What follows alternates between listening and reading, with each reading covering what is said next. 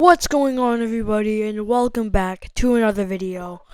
With just around 16 days until Election Day, let's do another 2024 presidential election prediction. I'm probably going to do either one more or two more before Election Day of these. Obviously, I'm going to do one on the day before Election Day along with my Senate, Governor, House predictions. So make sure to watch on November 4th my final predictions and see what I get correct. But let's just start off with the safe Democratic states in my 2024 prediction. We got California. There's no question there. There's Hawaii. There's the District of Columbia. There's Maryland. There's Massachusetts. There's Vermont. Delaware, Connecticut, Rhode Island, they're all around 20 points. They're not going to shift 6 points to the right. Those are going to go into the safe Democratic column as well. There's Maine's 1st District.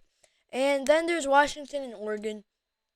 Oregon, it was almost likely in 2020. I feel like it's going to shift to the right. Maybe by around a point, so it's not going to be in safe this time around. I feel like Washington is around 17 points safe. Illinois, basically same story as Washington, just barely safe. Will shift to the right for both of these two states, though.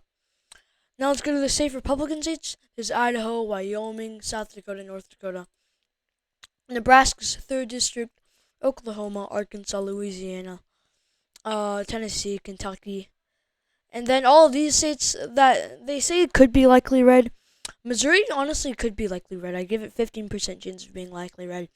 Around the same for Missouri. Mississippi, Indiana, Utah, Montana. Montana, I feel like could be around 18 points. John Tester does not really help with that. With the Democrats' cause in Montana, though. Kansas, I feel like it will be unlikely. Nebraska's 1st District, it's gonna go like just around 20 points Republican. Oh, I totally forgot about Alabama and West Virginia. Alright, now let's go to the likely states. Like previously mentioned, there's going to be Oregon, New Jersey. It was won by a likely Democratic margin in 2020. Shifts to the right by less than a point. Also, I totally forgot about New York. New York's not going red, guys. I mean, come on. It's going to go left by like 25 points. But then there's stuff like New Mexico. In Colorado. Republicans had hopes in New Mexico when Biden was still in the race, but now Kamala Harris is in here. She's kind of from this region. She definitely does kind of... she does a bit better than Biden does here. But New Mexico, it's going to go likely blue this time around. Minnesota, Tim Walz helps in Minnesota, obviously. I mean, it's his home state. He's the governor there. Definitely does well there. I feel like his kind of policies, his progressive policies, do well in places like New Hampshire and Maine. He's going to be able to get those into likely blue instead of something like lane blue. Virginia, I've kind of always had Virginia lane, but from like a month ago, I've had a likely blue. Just because Kamala Harris, I feel like she's going to be able to keep it in Biden margins, if not expand in Virginia. And I think those are all the likely Democratic states. Now let's move on to the likely Republican states. There's stuff like Kansas. It's going to be won by like 14 points Republican. There's going to be Alaska, although Mary Peltola was going to win that congressional race there for the Democrats. Kamala Harris is not winning Alaska, guys. It's not going to happen. Donald Trump will win Alaska by around 8 points. There's South Carolina. Sure, Kamala Harris does do a bit better with black voters, obviously, in the southern places like South Carolina, Mississippi, Louisiana. But it's still going to remain in pretty good Republican hands. 13 points to the Republican side, I'd say right now. There's going to be Iowa, and Ohio. This is kind of Vance's home region. He kind of did prove himself a bit better during the VP debate. I'm going to keep those two in likely Republican. There's going to be Texas and Florida. Look, these two states are going to go likely. Democrats have an extremely small chance there. They ain't going to win, man. Kamala Harris, I'd give her a 5% chance of winning Texas, 3% chance of winning Florida. Florida's going to shift to the right. Texas, honestly, it might shift to the left. It might shift to the right. I don't know about Texas. It's probably going to shift to the left by like less than a point. And then there's Maine 2nd District. Obviously, Tim Walz does do quite good here in this region. But it's not going to be enough to obviously win something like Maine 2nd District. Republicans carry this by around 7 points. Alright, now let's go into the lean Democratic states.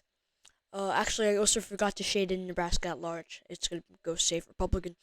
But the only swing state, state that's not a swing state that's left and hasn't been colored in is going to be Nebraska 2nd District with 1 electoral vote. Tim Walz, he's going to win here. Sorry, not Tim Walz. Kamala Harris is going to win here. Tim Walz, he is really good in these regions, right? He does good in Minnesota. He does good in northern, western Wisconsin. He does good in Iowa, the Dakotas, and Nebraska. J.D. Vance, although he's basically from the same Midwestern region, they're both from extremely different areas. While Minnesota and Iowa, there's super farm, and farmland, lots of farming there. While in places like Ohio, and which it borders like places like southern Michigan or western Pennsylvania, those areas are super industrial. A lot of industry and stuff, right? Factories. So very different areas. And Tim Walz, he just helps Kamala Harris carry Nebraska 2nd. It's gonna be lean, in my opinion. It might go likely. I'd say just barely lean, 4.5 points. It could definitely go likely, but right now I have it in lean. So now let's get into the swing states. I do have 2 swing states in the lean Democratic column. Those are Nebraska and Michigan. Sorry, not Nebraska, Nevada and Michigan. These 2 states won by over 2 points by Biden in 2020. I expect Nevada to be won by 1.5, Michigan by 1.3.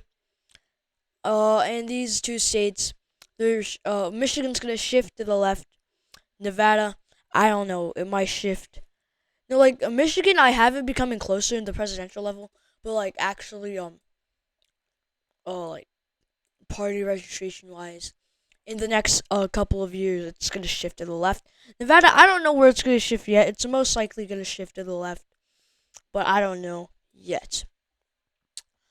Those 2 states, yeah, they're gonna go lean blue. Those are my 2 lean Democratic swing states. And then lean Democratic, we also add in Nebraska 2nd District. Now let's go into the lean Republican states. I have Georgia, Arizona, and North Carolina. North Carolina was won by a lean margin by Trump in 2020. The only swing state that he won. I can't really imagine a path to victory for Donald Trump without the state of North Carolina. It's going to go Republican. I mean, polls, almost all polls, almost all accurate polls show Trump winning North Carolina. But polls do not show this as the reddest state in 2024. They show Georgia and Arizona as the reddest states of 2024. And remember, Biden won both of these states in 2020. And then again, Georgia is extremely puzzling. I mean, ever since Kamala Harris took the nomination, everyone thought that she would do so good among black voters. But obviously, polls show black voters trending to the right by massive amounts. Georgia, they thought it was going to go blue because, all of those black populations in Atlanta and all of those areas, right? But that's not what polling is showing. Trump, he's very favored to win Georgia at this point. Same for Arizona. You basically have the Hispanic population here. Same case with Georgia, except you replace the Hispanics with African. You replace the African Americans with Hispanics in Arizona, and you get the same result. Arizona, kind of same region as Kamala Harris's home state of California. Trump is extremely favored to win. Uh, says polls and betting and all of that stuff.